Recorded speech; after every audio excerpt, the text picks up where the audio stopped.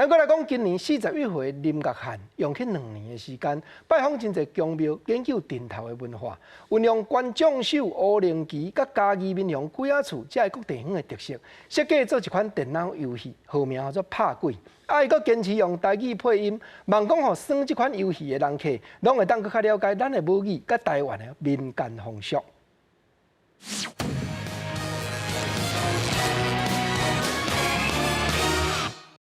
阿嬷讲伊会等阿公，拜托我来甲菩萨讲，菩萨你帮阿嬷找阿公好无？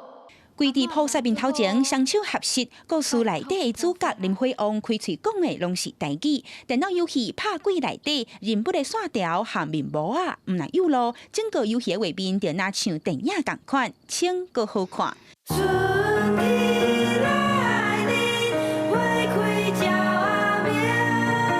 听了到底，互人真感动的旋律。这个电脑游戏内面，毋但有全台语配音，也阁有台语音乐，和一台湾民间信仰有关系的元素。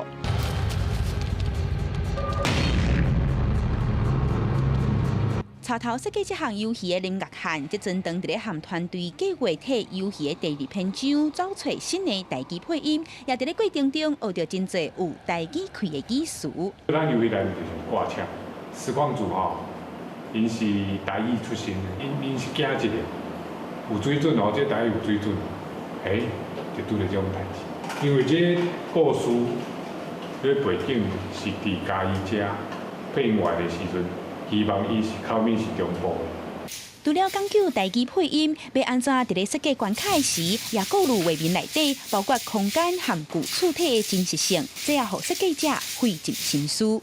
那个时期的房子都是比较小，里面的怪就是很难放得多，那打起来也很难会有一些大场面。那最后有一些比较大的场面，我们就是挪到室外。因为我们人比较少，所以其实程式方面我也没有人可以讨论，所以有问题的话就是要花时间去找资料。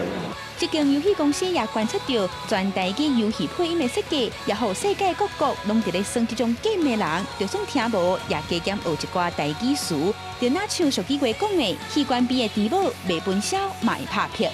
因这外国人也是香港人、大陆人，因听无，会对咧念呢，就说哎哟，这是啥物物件？这啥物鬼啊？啥物的？伊对念呢？因是念我足欢喜的。我就想讲，这寓教于乐嘛，真正有做到的。独立制作的游戏团队望全台语的电脑游戏，呈现的唔简单是游戏，也阁有透过母语和本土文化的结合，宣扬台湾精神。记者林慧婷、阿敏、金田玉水，家己台北报道。